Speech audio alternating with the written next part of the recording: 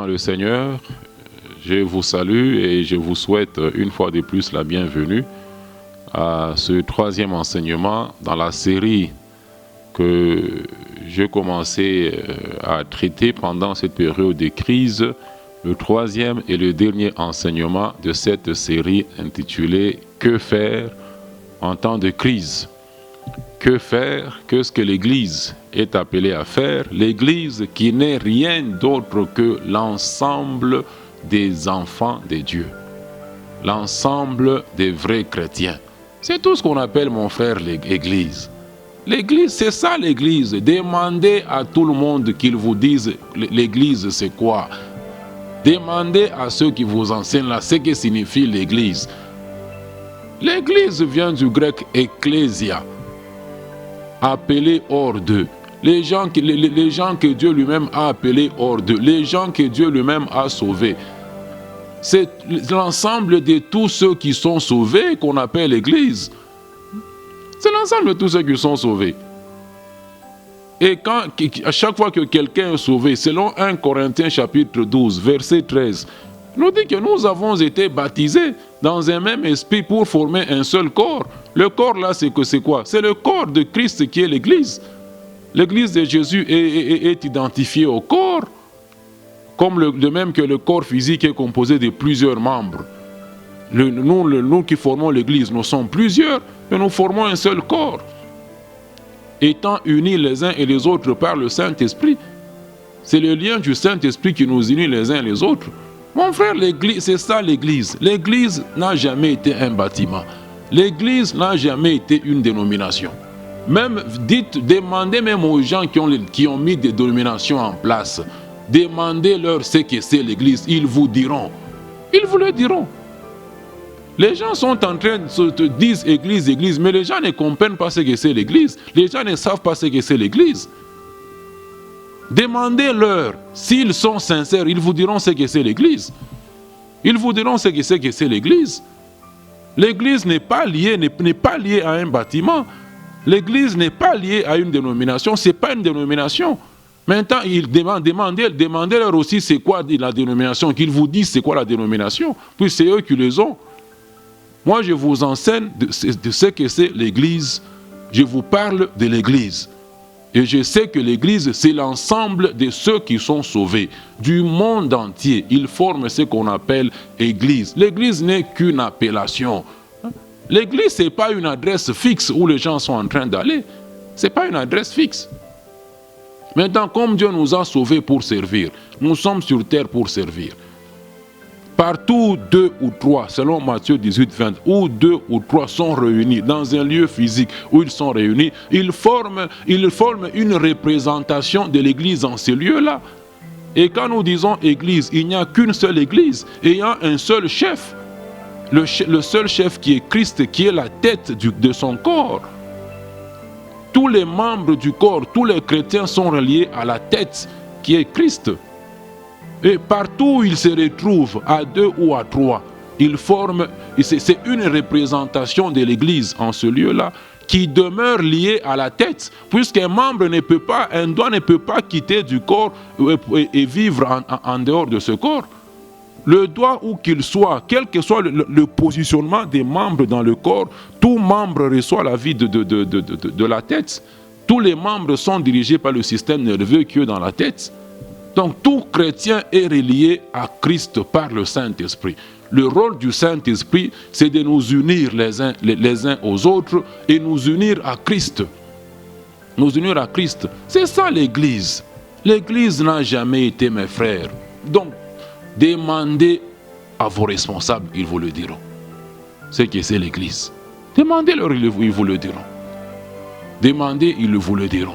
Demandez-leur de vous ouvrir leur Bible depuis Actes, mais prenez depuis Actes, puisque les 4 évangiles, je vous dis toujours, nous donnent la vie du Seigneur Jésus sur cette terre. Les 4 évangiles nous enseignent la vie du Seigneur sur cette terre. L'Église commence dans Acte 2, le jour de la Pentecôte, qu'il vous prenne maintenant depuis Acte 2 jusqu'à Apocalypse 3, jusque même dans Apocalypse, qu'il vous montre comment est-ce que les chrétiens se réunissaient dans de comment est-ce que les chrétiens se réunissaient. Comment est-ce que les chrétiens se sont toujours réunis. Demandez-leur, s'ils sont sincères, ils vous le diront. Demandez-leur comment est-ce que les chrétiens se réunissaient toujours. C'était toujours dans les maisons, dans leur maison, dans leur lieu de vie. Moi, je ne vois même pas un drame. Il n'y a pas un scandale dans tout ce qui se passe dans le monde actuellement quand on appelle aux chrétiens de se réunir, de rester, de prier chez eux. Oui. Je ne vois rien. Rien, il n'y a aucun scandale. Dieu est en train de nous ramener, vous et moi, au modèle biblique. Dieu nous ramène, vous et moi, il nous ramène au modèle biblique. Il nous ramène à ce qui est contenu dans sa parole. Puisque vous et moi, nous sommes de l'Église. L'Église, Ephésiens 2:20, nous avons été édifiés sur le fondement des apôtres. Notre fondement sur lequel nous devons bâtir, c'est le fondement que les apôtres ont déjà posé. Quand vous devez construire une maison, on construit d'abord la fondation. Quand la fondation est posée, ce n'est qu'à ce moment-là que vous pouvez commencer à élever les murs. Quand vous venez pour élever le mur, vous ne venez pas et vous construisez une autre fondation. Non, la fondation est déjà posée. Et le travail que les 12 apôtres, auxquels on ajoute l'apôtre Paul, que les apôtres ont posé et les prophètes, ce fondement-là est déjà là. C'est ce que Ephésiens 2:20 nous dit. Et eux, ils ont posé le fondement. Ils ont posé misingi. Bon, ça il est là, misingi. Ils ont posé les misingi. Maintenant, une fois le misingi posé, le fondement posé, il ne reste que l'élévation des murs. Donc nous tous, nous sommes appelés à élever nos murs, à faire notre œuvre sur le fondement que les apôtres ont déjà posé, sur la base que les apôtres ont déjà posée. Et cette base-là, qui est dans les épîtres, nous révèle que les chrétiens se réunissaient dans leur maison. Dans leur maison. Acte 2, 46. J'ai dit, quand on dit qu'ils allaient au temple, il faut que je le dise chaque fois que je cite ce verset dans les messages. Les disciples, à Jérusalem, les apôtres, les disciples se réunissaient autour du portique de Salomon. Ils ne se réunissaient pas dans le sanctuaire. Pour votre information encore, dans le sanctuaire, il n'y a jamais eu de chaises. Il n'y a jamais eu de chaises dans le sanctuaire. Et il n'entrait dans le sanctuaire que les sacrificateurs qui étaient des services, qui allaient pour faire brûler le parfum à l'autel d'or, devant l'Éternel. Tout le monde n'entrait pas dans le sanctuaire. Le temple de Salomon, c'est un grand complexe qui avait plusieurs chambres, et où il y avait les portiques de Salomon. Acte 3, 11, Acte 5, 12, nous les révèlent. Ils se réunissaient autour des apôtres et les disciples au portique de Salomon. Ce n'était pas dans le sanctuaire, ce n'était pas dans un bâtiment. Et c'est ce fondement-là, Le portique avait toujours existé. Les apôtres n'ont pas fait des appels de fonds pour qu'on construise le portique de Salomon, pour qu'il soit un lieu de leur rassemblement. Ils persévéraient au portique de Salomon et dans leur maison. Il n'y a aucun drame. Il n'y a aucun drame, mes frères. Puisque depuis que nous avons commencé cette série, selon Ecclésiaste 7, 14, Dieu qui nous dit, au jour du malheur, nous devons réfléchir. Dans cette situation, le sage doit réfléchir et tirer des bonnes leçons, et tirer des leçons. Nous devons réfléchir. Donc l'Église, c'est l'ensemble de ceux qui sont sauvés. Bakoueto. Ceux qui sont sauvés, nous formons le corps de Christ, qui est l'Église. Il n'y a qu'une seule Église, qui est l'Église. Et les chrétiens se réunissaient toujours dans leur maison. Dans leur maison. Il n'y a pas à être triste. Il n'y a pas à inventer des histoires. Il n'y a pas à mettre des cultes en direct qui ne sont pas scripturaires. L'apôtre Paul a évangélisé plusieurs contrées dans son temps. Il a évangélisé Éphèse, il a évangélisé Éphèse, il a évangélisé les Corinthiens. Et à chaque fois que les anciens étaient identifiés et qu'ils devraient maintenant prendre soin du troupeau sur lequel Dieu les avait établis. Mais Paul partait partait. Il partait les laisser.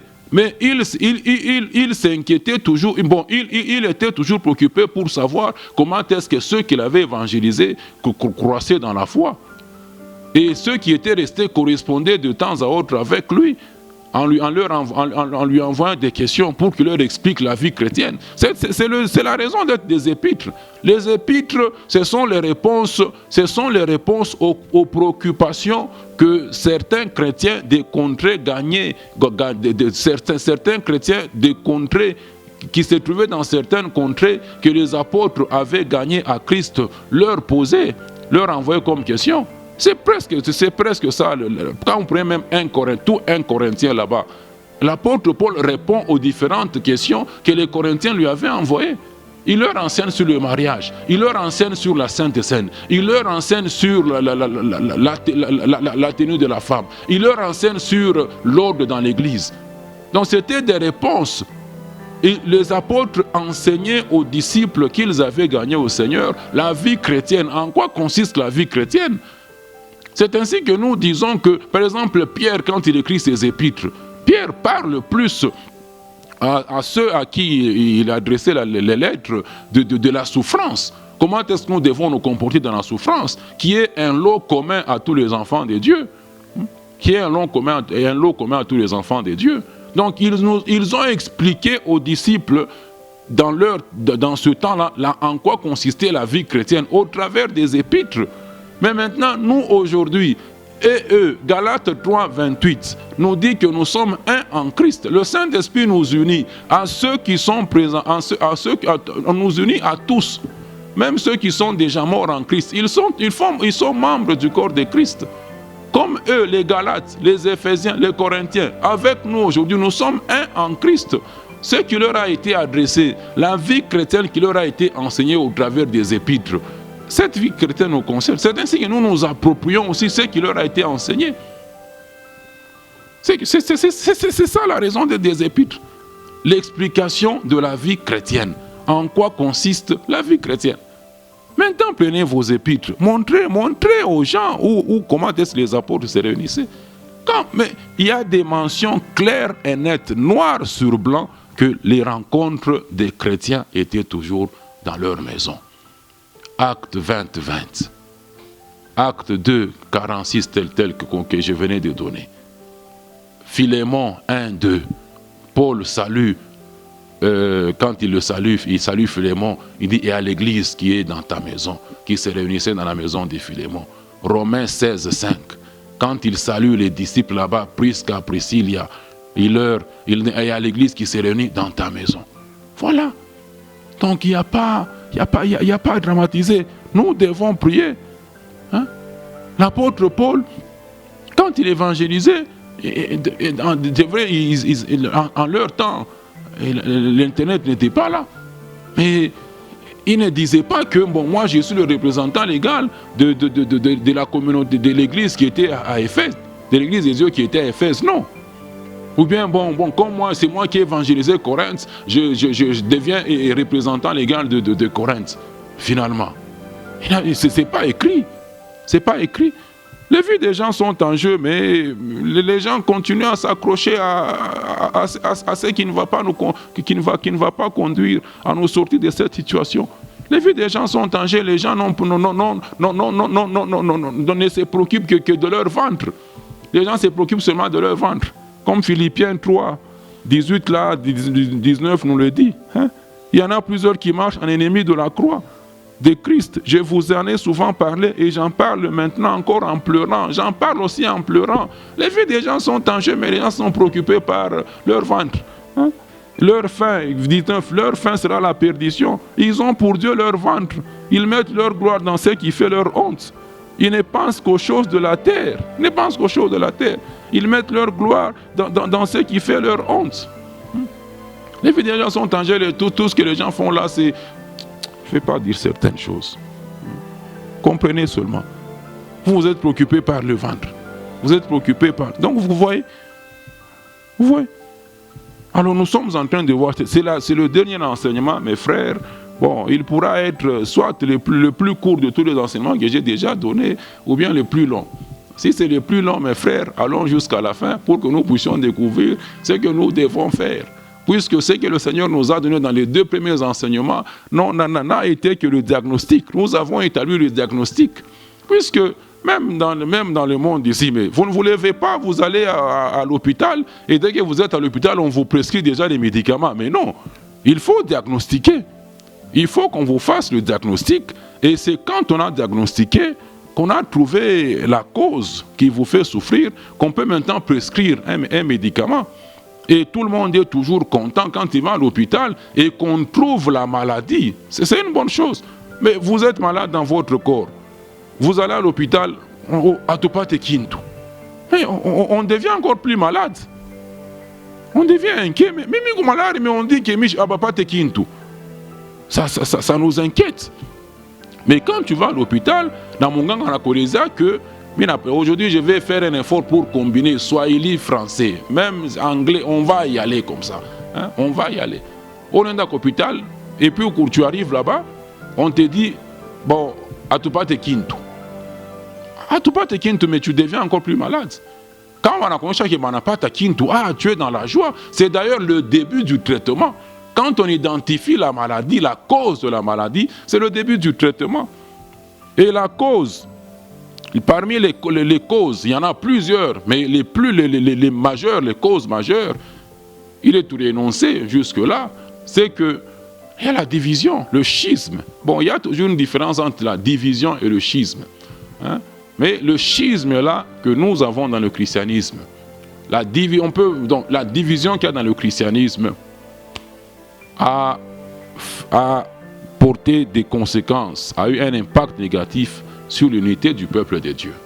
Puisque Dieu dit dans sa parole, une maison divisée contre elle-même ne peut pas subsister.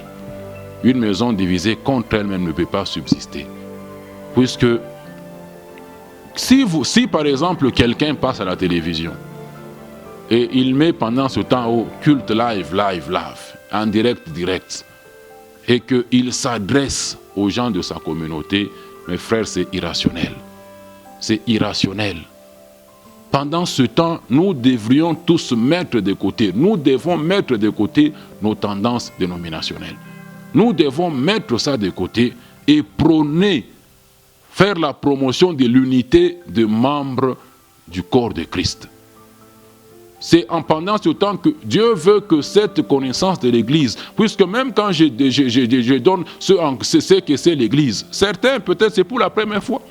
Quelqu'un peut-être fait 20 ans, 30 ans, dans une certaine tendance, mais croyant toujours que c'est la tendance à laquelle elle a adhéré qui est l'Église. C'est ainsi que nous entendons généralement les gens dire « Ana omkanisa yetu » ou « Ana omkanisa yetu ». Mais frère, moi quand j'entends ça ou quand j'en parle, j'ai mal en moi. J'ai mal dans mon cœur. Et ceci devrait nous pousser tous à la repentance, nous humilier devant le Seigneur, au vu de cette division que nous avons dans le christianisme aujourd'hui. Vous êtes dans un même quartier, sur une même avenue, tenant par voisin.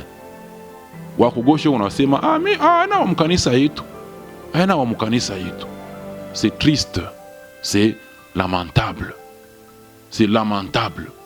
Hommes de Dieu, chrétiens de l'Écassie et du monde entier, qui m'entendent au travers de cet enseignement, c'est lamentable. Ça ne peut que on devrait s'humilier devant Dieu. Mais au lieu de faire ça, chacun s'accroche à son avantage. Daniel était à captivité à Babylone. Dans Daniel 9, Daniel 10, Daniel, dans 9, il comprend au travers des livres que les 70 semaines, les 70 ans que Dieu avait fixés pour la captivité de Juda à Babylone avaient déjà expiré. Il entreprend de rechercher l'Éternel. Pour dire, mais Seigneur, 70 ans chaque année, mais il faut y m'emboîcher. Il s'est humilié. Quand vous lisez la prière que Daniel faisait, Daniel même quand l'ange lui apparaît pour lui révéler, pour lui donner maintenant au travers de son programme la vision des 70 semaines, l'ange lui dit, il lui envoie le témoignage de Dieu. Il dit, tu es juste, tu es un homme pieux. Daniel était un homme juste. Mais dans la prière de Daniel, Daniel confesse, donc il s'identifie à tout le peuple de Dieu. Daniel s'identifie, il a confessé, il dit nos péchés. Il s'est inclus, il a reconnu, donc il a reconnu que la justice de Dieu, Dieu est juste. Quand Dieu disait à Israël, kama munatenda zambi, mutenda mu captivité, tamitosha mu pele miri kaburia. Daniel était un homme juste, mais il a subi par les mêmes conséquences que les autres, il était aussi captif. Mais quand il s'humiliait devant Dieu, il s'est identifié à l'entièreté du peuple de Dieu. Il s'est identifié à l'entièreté du peuple de Dieu. Nos péchés, lui dont le témoignage divin, dont le témoignage céleste était qu'il était un homme pieux, il était un homme juste devant Dieu, mais quand lui fait sa prière, il confesse ses péchés et les péchés de tout le peuple, nos péchés. Nous n'avons pas été obéissants à ta parole, nous t'avons désobéi. Donc vous voyez, en temps de crise, c'est un temps d'humiliation. Hommes frères, je m'adresse à vous encore. Passez à la télé, là, sur Facebook, promulguez, faites la promotion de l'unité du peuple de Dieu. Il n'y a que dans l'unité du peuple de Dieu que la victoire est certaine. Mais si vous voulez y aller par ordre dispersé, c'est votre affaire. Celui qui creuse une fosse, la Bible nous le dit, il tombera. Et la pierre reviendra sur celui qui l'a roulé. Dans le désert là-bas, quand les 10 espions avaient donné un mauvais rapport et qu'ils avaient entraîné à leur suite toute l'assemblée d'Israël qui était sur le point de lapider Moïse, Aaron, Josué, Caleb, qui étaient restés fidèles à Dieu par la foi, Dieu a fait tomber le verdict en disant qu'à partir de 20 ans et au-dessus, ils n'entreraient pas à Canaan. Bien que Josué et Caleb étaient aussi restés dans le désert pendant 40 ans, ils ont subi la chaleur du désert, mais Josué et Caleb, leur vie avait été préservée. Dieu avait dit, sauf Josué et Caleb, mes serviteurs, entreront. Le reste ici, Kwanji à 20 ans et au-dessus, moins beau te craque dedans, mon désert, mon takoufiam.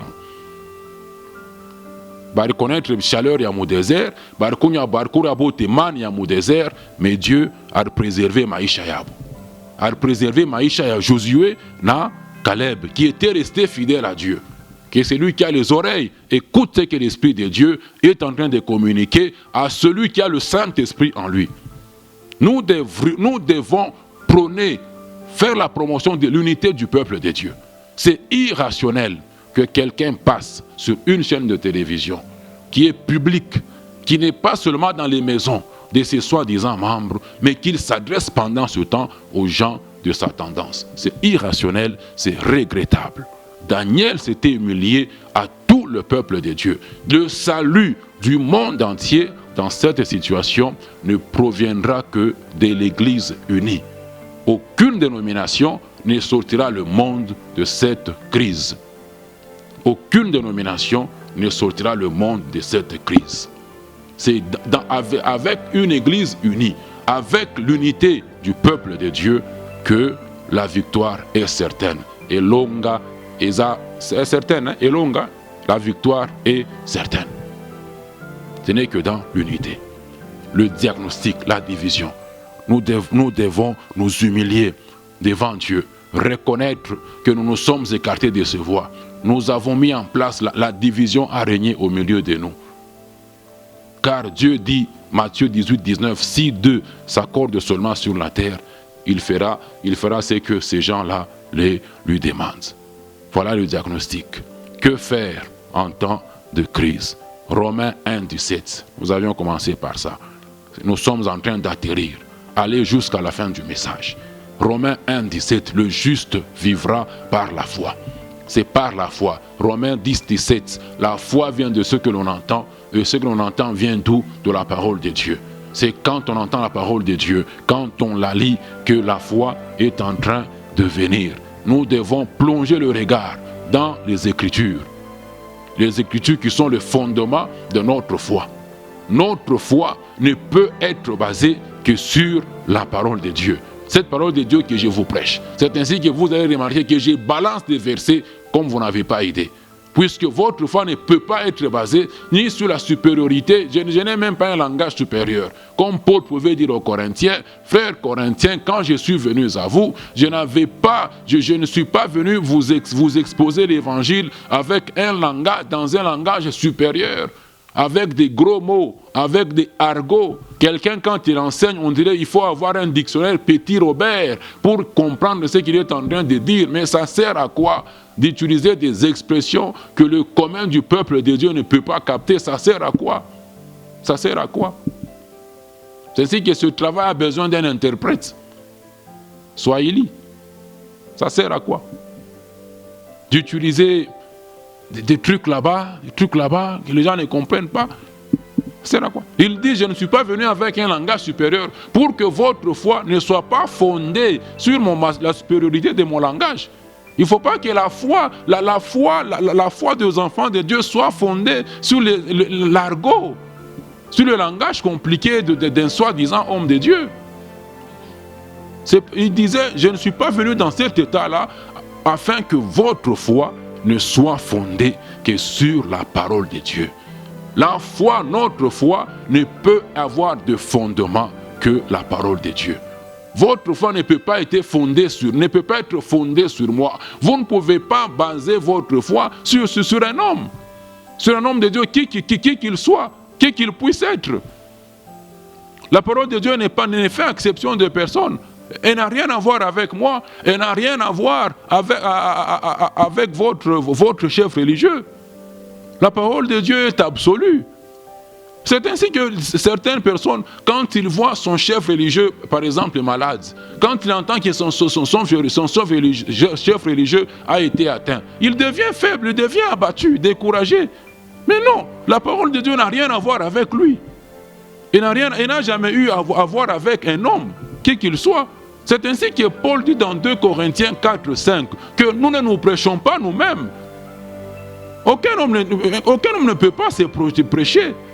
Ne peut pas mettre ces exemples, ces témoignages personnels, les mettre là-bas au devant des gens pour que les gens marchent selon ces témoignages. Nous ne nous prêchons pas nous-mêmes. Nous prêchons Dieu. Nous prêchons Christ. Les 3 jeunes Hébreux à Babylone ont dit au roi, mais roi, que Dieu nous délivre, qu'il ne nous délivre pas, nous n'allons pas adorer ta statuette, puisqu'ils connaissaient leur Dieu.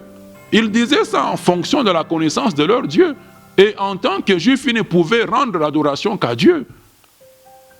La foi des enfants de Dieu doit être basée sur la parole. Et c'est ainsi que dans ce temps de crise, nous sommes appelés à confesser régulièrement la parole de Dieu. Et nous ne sommes pas appelés à craindre les mauvaises nouvelles, quelles qu'elles puissent être.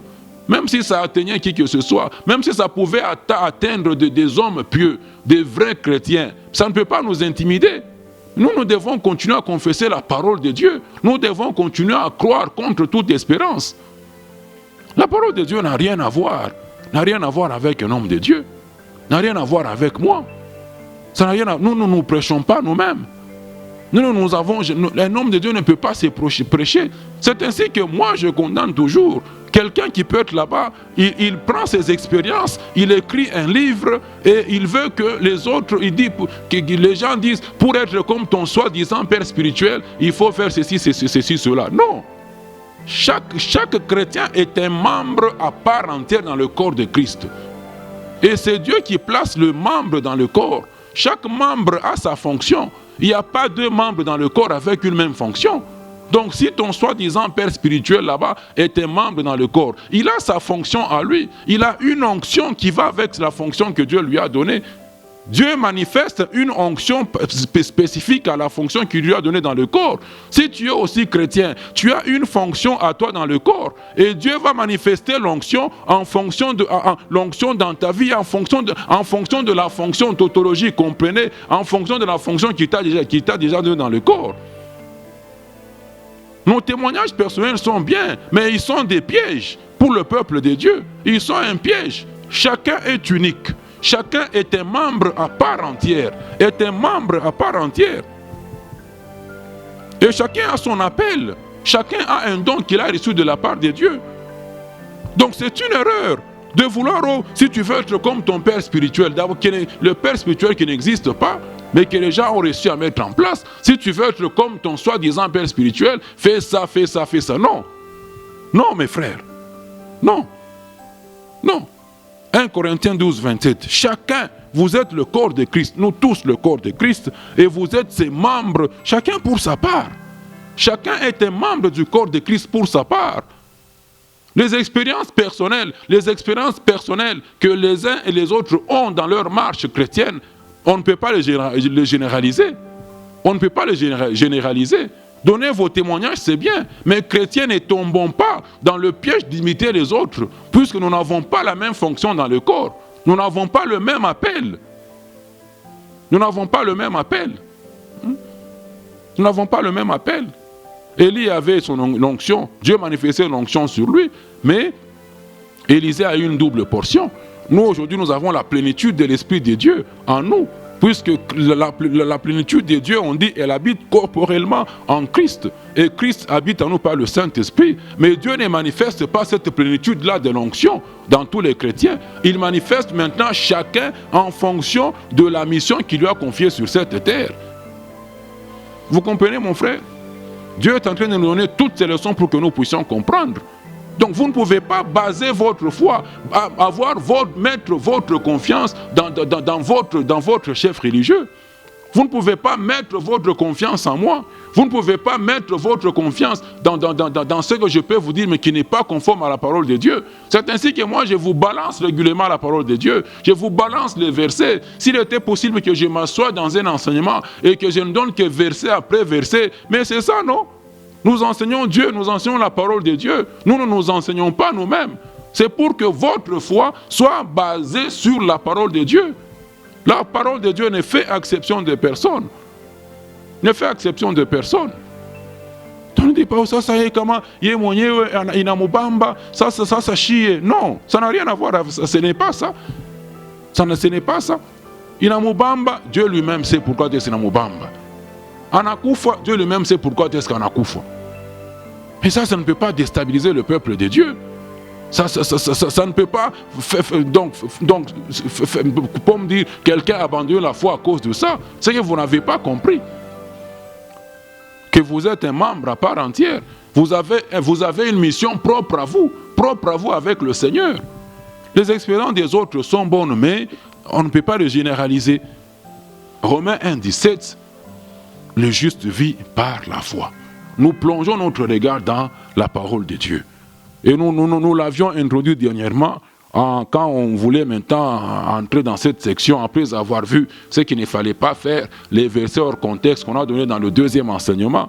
Mais quand on disait maintenant que faire, on renvoyait dans Hébreux 4, 16. Mais Hébreux 4, 16 nous fait voir que, les gars, il faut s'approcher de Dieu.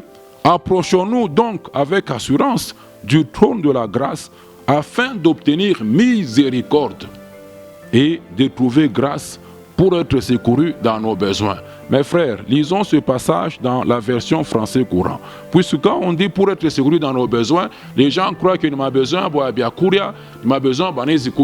non. C'est ainsi que je dis toujours français. Donc Louis II aussi, ce sont des problèmes. Louis II, ce sont des problèmes. Quand nous prenons Hébreux 4 là-bas, dans la version, mon frère qui affiche les versets, je ne sais pas s'il a la version français courant sur sa machine. Bon, écoutez ce que ce verset nous dit. Approchons-nous donc avec assurance du trône de Dieu où règne la grâce. Point. Nous y obtiendrons le pardon et nous y trouverons la grâce pour être secourus au bon moment. Dans nos besoins là des Français de Louis II, c'est au bon moment. Pour être secourus au bon moment.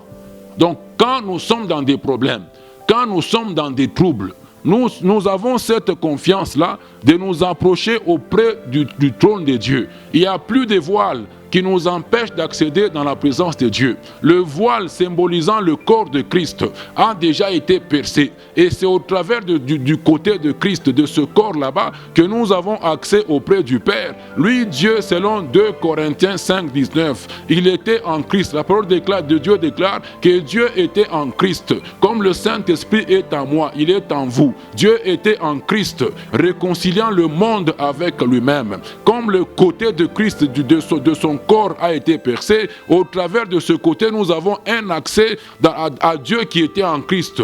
Donc il n'y a plus de voile, il n'y a plus de barrières qui peut empêcher un enfant de Dieu, quand il est attaqué, quand il est dans une crise, quelle qu'elle puisse être, de s'approcher auprès de Dieu. C'est un appel général, ce n'est pas un appel limitatif.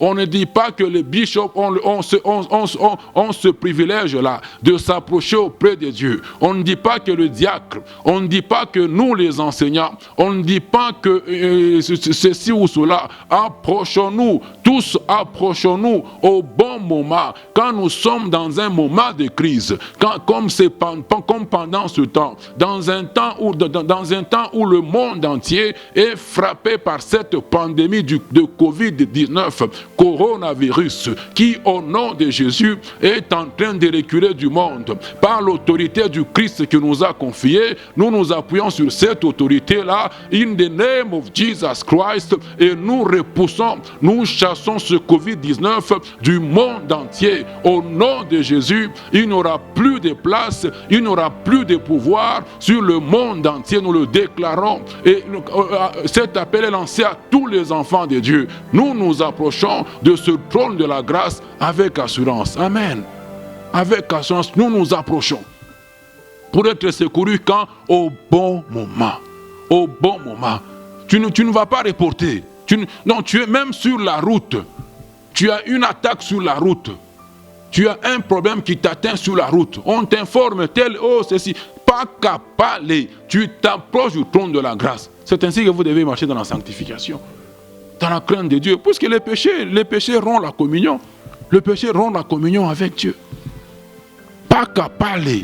Là où dans le besoin, au bon moment, nous y obtiendrons le pardon et nous trouverons la grâce pour être secourus au bon moment. Pas capable. Nous avons besoin d'être secourus au bon moment présentement. De même que dans Daniel 9, quand l'ange Gabriel s'était approché de Daniel, on dit d'un vol rapide. Nous avons besoin du vol rapide de Dieu dans le monde aujourd'hui. La foi est quotidienne. Nous vivons autour du jour chrétien. Nous n'avons pas à faire des programmes pour demain, pour le lendemain. Matthieu 6, 34 nous dit: ne vous préoccupez pas du lendemain, car le lendemain prendra soin de lui-même. Nous ne faisons pas de programmes pour le lendemain. Nous ne faisons pas de programmes pour une semaine, pour 30 jours. Au bon moment, right now, nous avons besoin de l'intervention divine de Dieu dans cette situation. Que Dieu vous bénisse.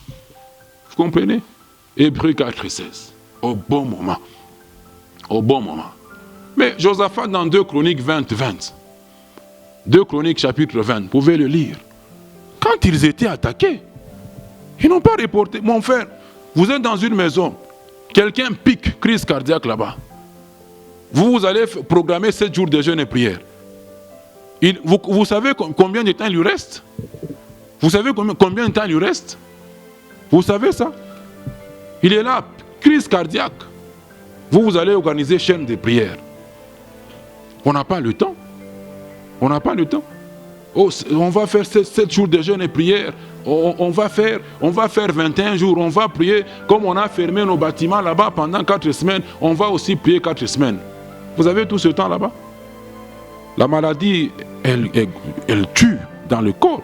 Tout ce qu'elle fait, chaque heure qui passe, c'est une heure qui rapproche les gens de la mort. C'est une heure qui rapproche le monde de l'irréparable. Vous allez mettre un programme de 7 jours. Un programme de 14 jours, de 21 jours. Non. Faut au bon moment, pas capable tout le besoin, Mungu intervenir. Mungu intervenir. Josaphat, quand ils étaient assis, il y avait cette coalition-là de 3 pays qui voulaient l'attaquer. Mais il était un peu troublé là-bas, mais après sa peur là, il a réuni ses efforts, mais il fallait consulter l'Éternel. C'est ce que nous vous disons dans ce qu'il faut maintenant faire. Hébreux 4, 16, Jacques 5, 13 nous dit aussi ce que nous devons faire. Jacques 5, 13 dit, mais quelqu'un parmi vous est-il dans la souffrance? Comme actuellement le monde entier est dans la souffrance, quelqu'un parmi vous est-il dans la souffrance? S'il est là, qu'il fasse quoi? Qu'il prie. Quelqu'un est-il dans la joie? Qu'il chante des cantiques. Chanter ma cantique. Il y a la souffrance qui est là. Pas ça. La souffrance est dans le monde entier. Quelqu'un est dans la souffrance. Ben, qu'il prie. Nous sommes appelés à prier. Qu'il prie. Qu'il prie. Maintenant, j'aimerais apaisantir cette... C'est ce qu'il faut faire. Il faut prier. Bon, tu vas faire quoi? Nous avions dit dans le deuxième enseignement, là, les inquiétudes ne payent pas. Les inquiétudes ne paient pas. Qui est celui qui par ses inquiétudes peut ajouter une petite longueur, même un jour à sa durée de vie? Ça ne paye pas. Dans 1 Pierre 5, l'apôtre Pierre nous dit de nous décharger sur lui Christ, de tous nos soucis, de tous nos besoins, car lui-même prend soin de nous. C'est Dieu qui prend soin de ses enfants. Nous, notre part, c'est nous décharger sur lui. La foi, c'est aussi faire ce que nous sommes appelés à faire, et laisser à Dieu faire sa part. Laisser à Dieu faire Bumungu Bwaki. Mais mais nous prions. C'est ce que nous devons faire. Maintenant, j'aimerais dire, mais comment continuer à prier? Comment continuer à prier? Puisque quand nous lisons avec vous Marc chapitre 11, quand nous allons dans Marc chapitre 11, verset 24, mais Christ nous dit, c'est Jésus lui-même qui parlait, il dit, c'est pourquoi je vous dis, tout ce que vous demanderez en priant, croyez que vous l'avez reçu. Croyez d'abord que vous l'avez reçu. On va s'arrêter là-bas. Tout ce que vous demandez en priant, tout ce que vous avez demandé en priant, mais croyez que vous l'avez reçu. Vous croyez que vous l'avez reçu. C'est ce que même Daniel 9, quand on va dans Daniel, dans l'Ancien Testament, Daniel 9, quand l'ange Gabriel se présente auprès de lui, au verset 23, il lui dit, mais lorsque tu as commencé à prier, la parole est sortie. Donc, dès l'instant où Daniel avait commencé à prier, dès l'instant où Daniel avait pris à cœur de s'humilier, comme toi mon frère, dès l'instant où tu as pris à cœur de t'humilier, parce que tu es un enfant de Dieu, parce que dans cette situation que le monde traverse, nous avons reconnu qu'il n'y a que Dieu qui peut sortir le monde entier de cette situation. Dès l'instant que nous avons eu à cœur, dès l'instant que chacun, même individuellement, a eu à cœur de consulter l'Éternel, de même, Daniel n'avait pas un groupe avec qui il priait. Il était seul. L'ange lui dit, dès l'instant où tu as eu à cœur de prier, la parole était sortie. Dieu ne tarde pas. Dieu exauce la prière. Dieu exauce la prière. Donc, mon frère, l'exaucement de la prière n'est pas synonyme de multiplier des paroles. Non, ce n'est pas une affaire de faire des tonnes de prière. L'exaucement de la prière n'est pas fonction d'une répétition des prières. Ce n'est pas ça. Ce n'est pas ce que ça signifie. Puisque le Seigneur lui-même nous dit, quand nous allons avec vous dans Matthieu 6, mon frère, l'enseignement pourrait être long. Suivez. C'est le dernier enseignement de la série. Je dois clôturer ça. On n'a pas le temps de faire des longs séminaires. Nous devons clôturer ça pour vous donner des indications comment est-ce que nous devons nous comporter pendant ce temps d'écrit. C'est très important. Matthieu 6, verset 5 là-bas. Qu'est-ce que Jésus dit? Lorsque vous priez, ne soyez pas comme les hypocrites qui aiment à prier debout, les gens qui aiment à prier debout, quand même les gens sont dans un bâtiment là-bas, quelqu'un qui prie de qui fait là, donc il est là, lui, debout là pour qu'on les voie. Jésus dit, mais ne soyez pas comme ces gens là-bas, qui aiment qu'on les voie. Dans les synagogues là, dans les synagogues là qu'il faisait là-bas, les gens ont mis des synagogues aujourd'hui sur place. Quand les gens sont allés aux synagogues, certains sont debout, des gestes là-bas pour qu'on les voie. Qu'on dise qu'eux, ils sont spirituels. Jésus dit, ne soyez pas comme eux. Et les autres prient même au coin des rues là-bas. Les montagnards. Et pour eux, nous sommes spirituels. Non. Pour être vus des hommes, je vous dis en vérité, ils reçoivent leur récompense. Quand les hommes vous voient là-bas et eux vous apprécient, bon, c'est déjà la récompense. Pas capable de payer cash. Vous n'avez plus rien à attendre du ciel. Verset 6. Mais quand tu pries, entre dans ta chambre. Ferme ta porte. Et prie ton Père qui est là-dedans dans ta chambre, dans le lieu secret. Et ton Père qui voit dans le secret te le rendra. Donc ce n'est pas une affaire de crier là-bas. Oh, ce n'est pas une affaire de faire des gesticules. Et au verset 7, qu'est-ce qu'il dit? En priant, ne multipliez pas de vaines paroles, comme les païens, qui s'imaginent qu'à force de paroles, ils seront exaucés. Vous voyez? Qui s'imaginent qu'à force de paroles, qu'à force de faire des prières répétées, qu'à force de faire des chaînes de prières, ils seront exaucés. Il dit au verset 8, ne leur ressemblez pas, car votre Père sait de quoi vous avez besoin avant que vous le lui demandiez. Vous voyez? Notre Père là, c'est lui en qui nous avons cru, par notre Seigneur Jésus-Christ. Lui qui était en lui Christ, qui nous réconciliait avec lui, après avoir été séparés de lui par le péché d'Adam. Notre Père céleste là-bas, il sait de quoi le monde a besoin. Mon frère, je vous dis toujours, je prêche la parole de Dieu. Je ne me prêche pas, je proclame la parole. Ne me dites pas, ne me posez pas de questions. Maintenant, s'il sait pourquoi X, Y, non. Moi, je n'ai pas de réponse à toutes vos questions. Quand nous serons au ciel, nous lui demanderons, nous lui poserons certaines questions pour lui dire, mais comment, toi tu avais dit ça, mais comment est-ce que c'est ci ou cela? Non, moi je n'ai pas, aucun homme de Dieu ne peut pas prétendre avoir toutes les questions aux réponses des gens. Nous communiquons que quand nous serons au ciel, là, nous lui demanderons. Mais toi tu avais dit, oh ceci ou cela, mais comment est-ce que l'autre jour là-bas, moi j'avais ceci ou cela? Non, nous lui demanderons quand nous serons au ciel. Là maintenant, moi je me limite à vous proclamer la parole de Dieu. Ne leur ressemblez pas. Notre Père sait de quoi nous avons besoin. Le Père que je vous enseigne pendant ce temps, il sait que le monde entier a besoin d'être délivré de ce Covid-19. Il sait que le monde entier a besoin d'être préservé de ça. Alors ce n'est pas une affaire de multiplier des paroles. Marc 11, 24 nous dit que croyez que ce que vous avez demandé, vous l'avez reçu. Croyez. Daniel 9, 23 nous révèle que dès le premier jour, dès l'instant où Daniel s'était humilié, la parole était déjà sortie. Dieu avait déjà exaucé la prière. C'est ce que Jacques nous dit, Jean plutôt, l'apôtre Jean, le frère Jean, nous dit dans 1 Jean, chapitre 5, versets 14-15, que nous avons cette assurance que quand nous prions conformément à sa volonté, quand nous élevons nos voix dans ce temps de crise, conformément à la volonté de Dieu, nous avons l'assurance qu'il nous écoute. Dieu entend la prière. Nous avons cette assurance. Je l'ai dit, je le répète encore.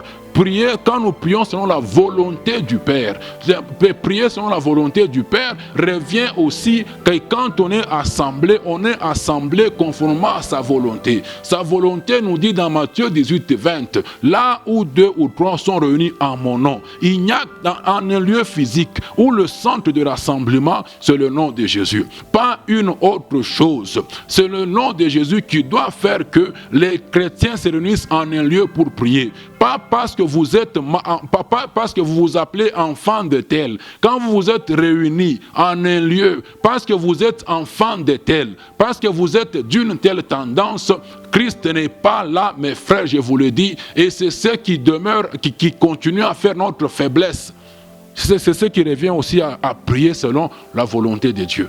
Quand on est assemblé dans votre quartier, cherchez un chrétien, que le Saint-Esprit vous convainque. Celui que vous reconnaissez chrétien, unissez-vous dans la prière avec lui. C'est bien de prier seul. Dieu exauce toujours la prière, mais quand on prie à 2 ou à 3, on rend un grand témoignage à notre Dieu. On rend un grand témoignage à notre Dieu. Vous comprenez? Nous avons cette assurance. Kama tunaomba kuninganisha na mapenzi ya Mungu, paka pale eko natushikia. Paka pale eko natushikia. Na kama eko natushikia verset 15, si nous savons qu'il nous écoute, quelque chose que nous demandions, nous savons que nous possédons la chose. Paka pale tout ce que tunamuomba, pale tuko na muomba, kama ni kuninganisha na mapenzi yake, kama tuko bene kukusanyika autour ya jina la Yesu Kristo, hapana sema tuko quelque part tuko naomba parce que shie tuko nasema tuko batoto ya fulani. Hapana, kama tuko naomba vile Mungu ana katikati yetu. na njo inakuya faiblesse yetu bakristu hii wakati, njo inakuya faiblesse. Division inakuwa na renye mukanisa ya Yesu, njo faiblesse ya bakristu hii wakati. Na Mungu unatusemezana na shie pour que tuyue kia kufanya turudie munjia yake. Nous avons cette assurance là. Donc être exaucé, c'est pas une affaire de 7 jours de jeûne et prière. C'est pas une affaire de 14 jours. Quand vous priez conformément à sa volonté, pas capable, Dieu exauce. C'est ainsi que ce que les gens font là-bas. 7 jours, 21 jours, des programmes annuels qu'ils ont déjà mis. 40 jours, c'est du judaïsme. C'est du judaïsme.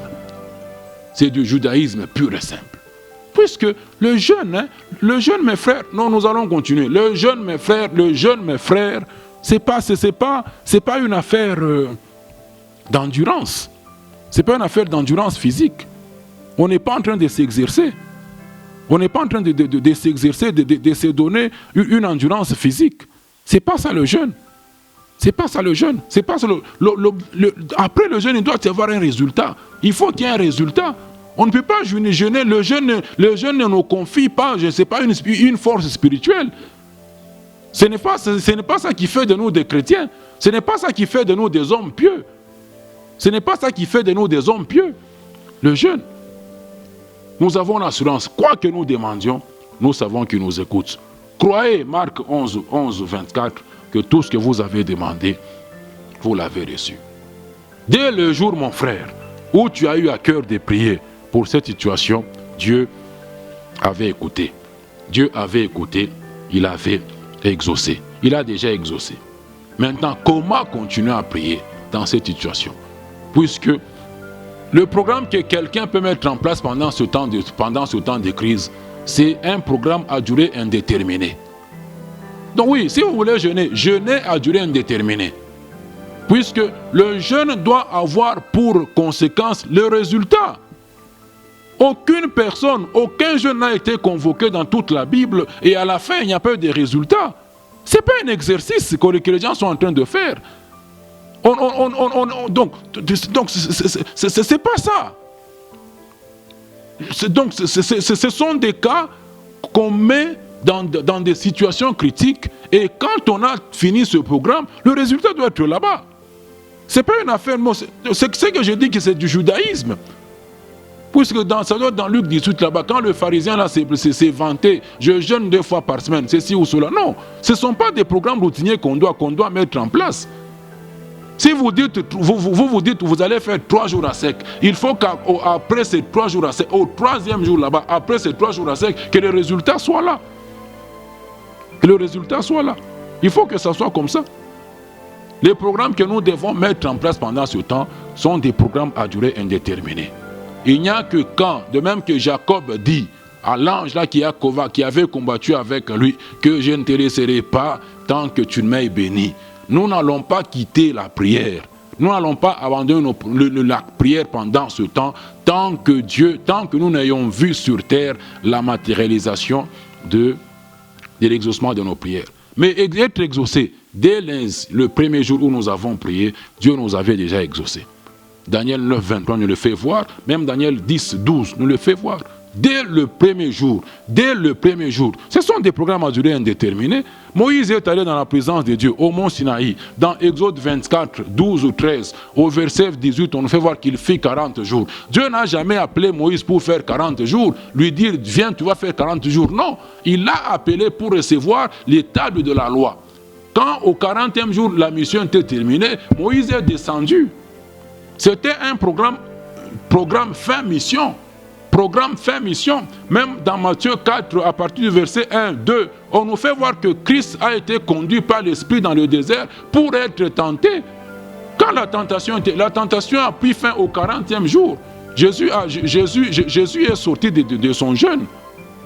C'est toujours le jeûne, ce sont des programmes qui doivent nous donner des résultats. Nous devons sortir avec des résultats palpables. Moïse, au mont Sinaï, convoqué pour recevoir les tables de la loi, pas pour être tenté, lui. Christ pour être tenté. Daniel a commencé au 21e jour, l'ange est venu, mais il vous fait voir que dès le premier jour que lui avait commencé, il avait déjà été exaucé. Daniel avait déjà été exaucé. Esther, 3 jours de jeûne et prière avec les Juifs, ça doit être à Suse. Au 3e jour là-bas, les résultats étaient là. Dans 2 Chroniques 20, Josaphat, 1 jour de prière, mais séance tenante, Dieu avait répondu par le prophète. Quand vous lisez tout le chapitre de 2 Chroniques, il avait répondu. Donc ce ne sont pas des endurances, des programmes endurance. On ne devient pas pieux par le jeûne. On ne devient pas plus spirituel par le jeûne. Non. Ce sont des situations exceptionnelles qu'on met en place et donc avec l'objectif de résultat. Même quand Jésus dit aux disciples qu'il n'était pas à mesure de chasser ce démon-là épileptique, il dit, devant des cas difficiles, pouvez-vous jeûner? Devant des cas difficiles. Et quand vous jeûnez, le résultat doit être là-bas. Tous les programmes, toutes nos prières que nous sommes appelés à faire en tant qu'enfants de Dieu pendant ce temps, doivent être des programmes à durée indéterminée. Et,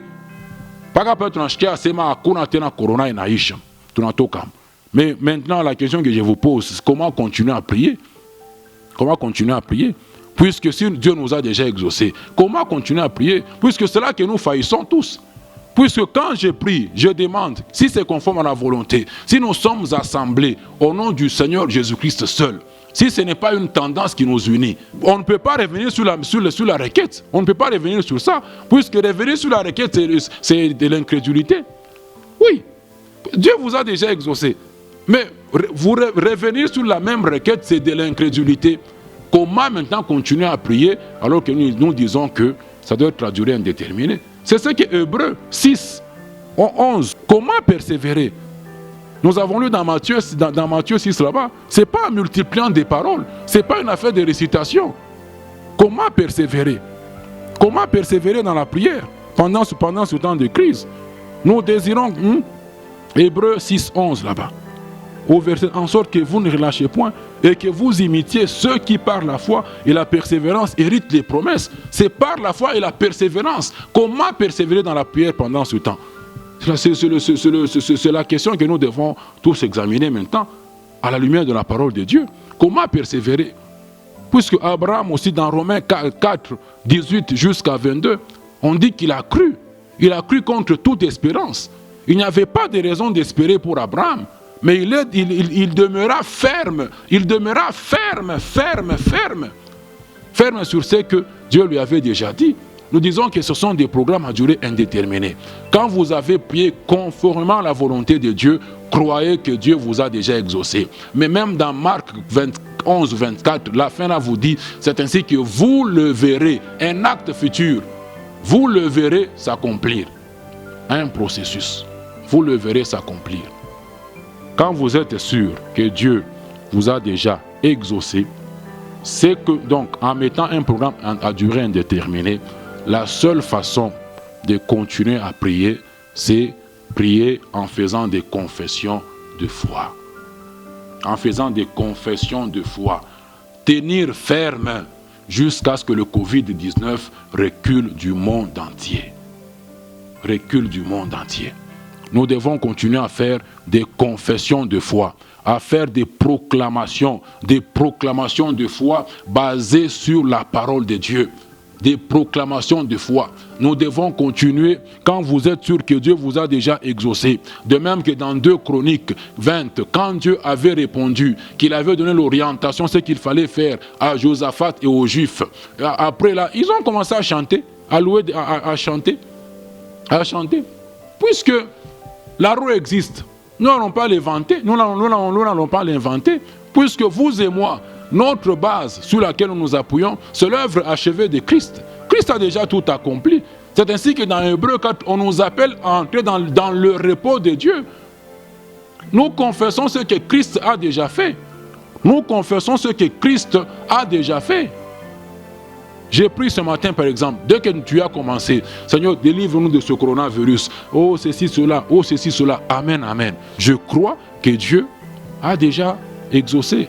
Mais la situation ne change pas souterrain. Comment tu continues à faire? Oh, ça s'empire en Italie, ça s'empire à Kinshasa, ça s'empire à gauche ou à droite. Tu demeures, Seigneur, je te remercie parce que tu m'as déjà exaucé. Je te loue, ô Père, parce que tu balances des versets sur lesquels tu t'appuies. Mais tu es sûr que Dieu t'a déjà exaucé. Dieu t'a déjà exaucé, tu balances des versets, tu pries en langue, tu pries en langue, tu pries en langue. 1 Corinthiens 14, 14 jusqu'à 15.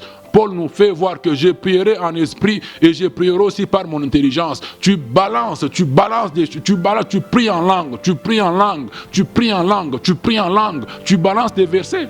Tu balances des versets ça et là. Tu balances des versets. Et maintenant je vais juste vous donner, pour terminer, quelques versets. Quelques versets que nous pouvons proclamer dans ce temps de crise.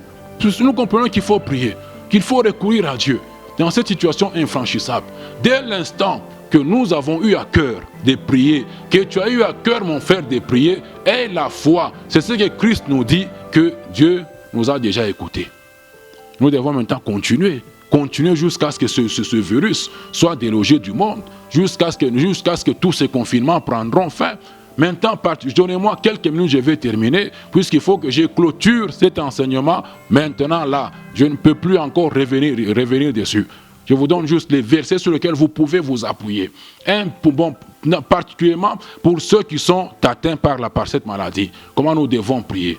Mon frère, maintenant, toi qui n'as pas encore donné ta vie au Seigneur, ces versets concernent les chrétiens. Bon, vous nous mettez dans des situations compliquées, mais nous prions aussi pour vous. Puisque dans 1 Timothée 2, 1 jusqu'à 5, Dieu veut que nous puissions prier pour tous les hommes. Cette histoire d'abord ne concerne ni les chrétiens ni les païens. Ça touche tout le monde. Tout le monde est concerné. Nous prions pour tout le monde, tout le monde entier. Mais la parole ici, mon frère, donne ta vie au Seigneur. Oh. Hein? Mon frère, crois au Seigneur Jésus-Christ, non? Tu crois, tu vas bénéficier de ces choses. La guérison, là, le pain, c'est pour les enfants. Dans 1 Corinthiens 12, on nous dit que 26 quand un membre du corps souffre, mais tout le corps souffre avec lui. Hein? Mon frère, donne ta vie au Seigneur. Mais ne donne pas ta vie par peur du coronavirus. C'est une fausse conversion. C'est une fausse conversion. Pour ceux qui sont atteints, 1 Pierre 2, 24. Par ces meurtrissures, nous avons été guéris. Je l'ai dit dans le deuxième, pas par le sang coulé pour nos péchés. Par ces meurtrissures, nous avons été guéris. Psaume 34, 7. Le malheur atteint souvent le juste, mais l'Éternel les en délivre toujours. Oh, nous te bénissons, Seigneur, parce que tu as dit dans ta parole, c'est toujours parce que tu as dit, c'est le combat de la foi. C'est le combat de la foi. Le combat de la foi, c'est pas, oh, on a vunjanini. Jésus a déjà tout vaincu. Il a déjà tout vaincu, il a déjà tout accompli. Nous nous appuyons sur ce qui, c'est toujours, il est écrit. Oh Seigneur, tu as dit que par tes meurtrissures, nous avons été guéris. Nous proclamons ce matin que tous les membres du corps qui sont atteints sont guéris par tes meurtrissures. Psaume 34, 7. Oh, le malheur atteint souvent le juste, mais l'Éternel l'en délivre toujours. Il est le secours qui ne manque pas dans la détresse. Amen. Jacques 5, 14 jusqu'à 15. Quelqu'un est-il malade qu'il appelle les anciens. Ils vont prier pour lui avec onction d'huile. Je l'ai dit dernièrement, mon frère, Corona, c'est contagieux. Il ne faut pas faire les kamikazes. Hein? Faut pas faire les kamikazes. Si Dieu ne t'a pas dit d'y aller, n'y va pas avec ton onction d'huile là-bas. N'y va pas avec l'huile. Prie dans ta maison, Dieu va l'écouter. Dieu, il est la source de la guérison. Il touche partout. Tous les gens du monde entier, les gens du Burkina qui sont déjà en train d'être guéris là-bas, nous sommes allés au Burkina pour leur imposer les mains. Non, nous prions dans nos maisons. Dieu, nous adressons nos prières à Dieu et c'est Dieu qui touche maintenant, qui sait qu'il faut toucher. C'est Dieu qui distribue maintenant. Il est le centre de distribution des exaucements de nos prières. Notre part, c'est de lui adresser nos prières. S'il ne te dit pas, on dit que c'est contagieux. Toi, tu veux tenter Dieu, mais c'est ton problème. Dans Matthieu 4, là, Jésus a dit à la limite, tu ne tenteras pas l'Éternel ton Dieu. C'est contagieux, toi tu te lèves là-bas, il est écrit dans Jacques 5, 14, 15, tu vas avec ta bouteille d'huile là-bas, c'est ton problème. Prie dans ta maison. Mais si tu as une révélation spécifique qu'il faut y aller avec l'onction, vas-y, c'est la parole des fois, tu as un réma. Jean 17, 14, 15. Père, je les laisse dans le monde. Ils ne sont pas du monde. Je ne te demande pas de les ôter du monde, mais délivre-les du mal. Délivre-les de tout mal. Nous nous appuyons sur ça. Nous prions. Marc 16, 17, 18. Quand vous prendrez même des breuvages mortels, quand même le coronavirus peut se retrouver dans le corps de quelqu'un, il dit, ils ne vous feront aucun mal. Nous proclamons cela, quel que soit le degré du système immunitaire des uns des autres. Nous nous appuyons sur ça. Nous nous appuyons sur ça. Nous nous appuyons sur ça. Pour ceux qui sont atteints, ces versets là-bas. Pour ceux qui ne sont pas encore atteints, prenez Psaume 91, verset 1 jusqu'à 16. Mais je mets toujours un accent sur le verset 7, où on dit que 1000 tombent à ton côté, 10 000 à ta droite. Ce ne sont pas les ennemis dans ce contexte. Nous prions pour tout le monde. 1000 Covid-19 tombent à ton côté, 10 000 à ta droite. Puisque dans la Nouvelle Alliance, nous prions pour tout le monde. Jésus dit, priez pour ceux qui vous persécutent. Aimez vos ennemis. Aimez vos ennemis. Nous aimons tout le monde. Nous prions pour tout le monde, mon frère. Jean 17, 14, 15 encore. Psaume 112, verset 7. Le juste, il est confiant à l'Éternel. Il ne craint pas les mauvaises nouvelles. Il ne craint pas les mauvaises nouvelles. Même si les infos, nous les suivons, oui. Mais même si elles sont toujours néfastes. Oh, ça s'empire. Oh, on n'a pas encore atteint le pic. Oh, l'Afrique, préparez-vous au pire. Oh, l'Afrique, ça n'a pas encore atteint le pic. Oh, le diagnostic que les Africains donnent n'est pas fidèle. Puisqu'on n'a pas encore tout identifié, tous les cas. Même si ça s'empire, Psaume 112, 7 nous dit qu'il est confiant, le juste est confiant, il est ferme dans son cœur, confiant en l'Éternel. Il est confiant en l'Éternel. Psaume 34, 7, l'ange de l'Éternel campe autour de ceux qui les craignent. Nous proclamons tout ça. Il y a dans Psaume, l'ange de l'Éternel campe autour de ceux qui les craignent et les arrache à tout danger. Il les arrache à tout danger. Il les arrache à tout danger. Prenez ces passages, proclamez-les. Proclamez la grandeur de Dieu sur ce Covid. Proclamons la grandeur de Dieu. Le nom de Jésus est au-dessus de tous les noms. Proclamons l'amour de Dieu. Dieu nous aime d'un amour inconditionnel. Appuyons sur cet amour là-bas, dans cette situation. Proclamons l'amour de Dieu. Proclamons l'amour de Dieu. Psaume 121, 1 jusqu'à 8. On va s'arrêter là-bas. Un bon psaume. Un bon psaume. L'ange de l'Éternel campe autour de ceux qui les craignent pour les arracher à tout danger. Il campe autour de nous. Il nous arrache à tout danger. Mon frère, comme on a bien kuwazawaza, on a gauche, droite, on t'a piqué na crise. T'a piqué na crise. Notre protection nous vient de l'ange. L'ange de l'Éternel est là. Il est là. Il campe autour de ceux qui les craignent. Et il les arrache à tout danger. Tout danger de contamination, tout danger de mort, il les arrache. Nous sommes ici pour servir Dieu. Dans le sein d'Abraham, il n'y a pas d'évangélisation, on n'enseigne pas là-bas. Les gens sont dans le repos là-bas. Nous devons maximiser le service sur cette terre. Nous devons maximiser ça. Nous devons maximiser le service sur terre. Psaume 21, verset 1 jusqu'à 8. Cantique des degrés. J'élève mes yeux vers les montagnes. D'où me viendra le secours nous vient de qui? De l'Éternel qui a fait les cieux et la terre. Il ne permettra point que ton pied chancelle. Tu confesses, tu ne permettras pas que mon pied chancelle.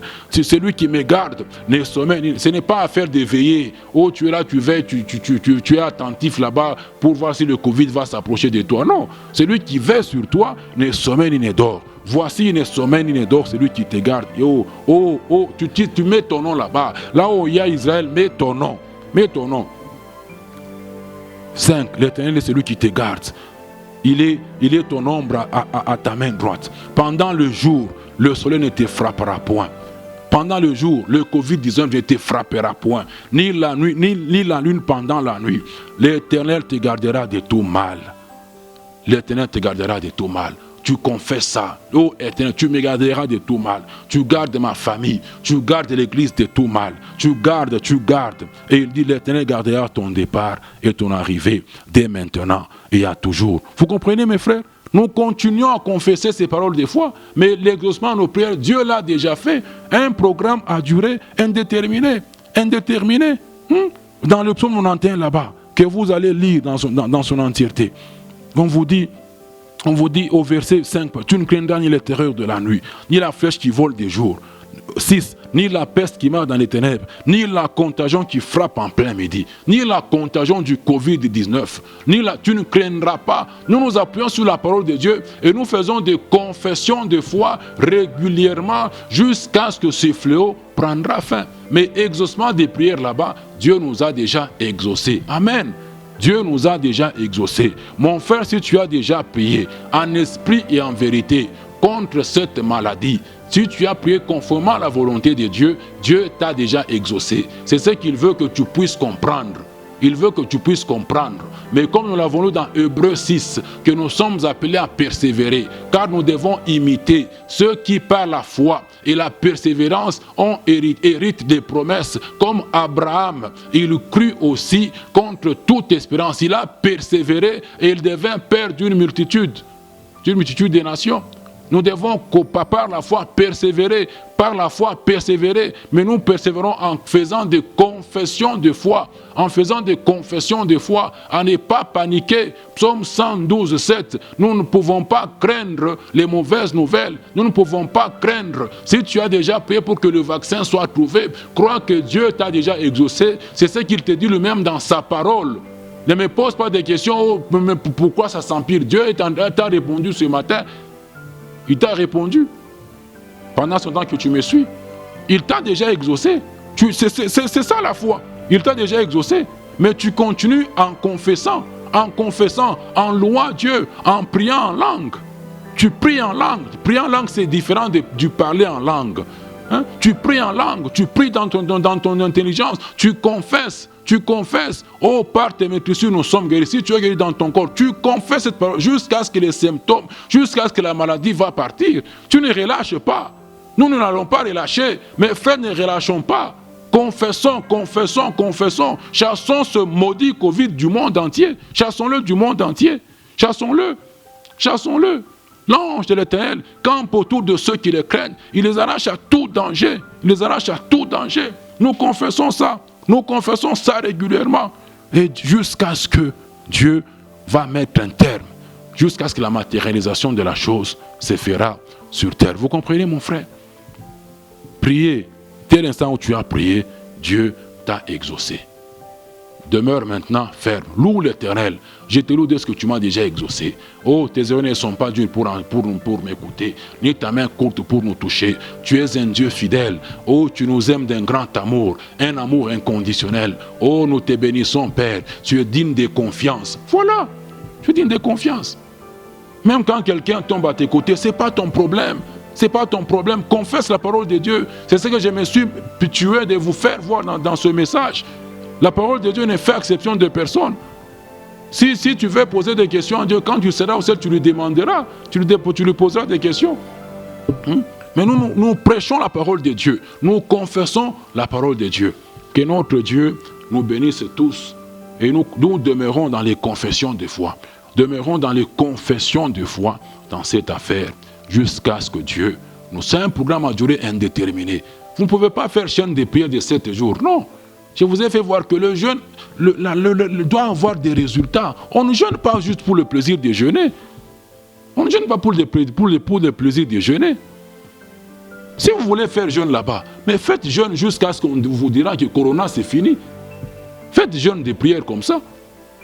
Le jeûne ne vous confère pas une autorité spirituelle, non. Le jeûne ne chasse pas le démon. Le jeûne ne guérit pas. On ne t'a jamais dit que le jeûne guérit. Au nom du jeûne, tu seras guéri. Non. C'est par ces maîtrisures que nous sommes guéris. Quand on est devant une difficulté comme ça, si toi tu veux jeûner, vas-y, jeûne, courage. Mais jusqu'à ce qu'on te dira que Corona c'est fini. Tu comprends, mon frère? Que Dieu nous bénisse. L'enseignement a été long, mais ça a été très important. Cette série est clôturée. Voilà ce que nous devons faire en temps de crise. Que l'amour de Dieu le Père, la grâce du Seigneur Jésus et la communion du Saint-Esprit demeurent avec nous tous. Au nom de Jésus, Amen.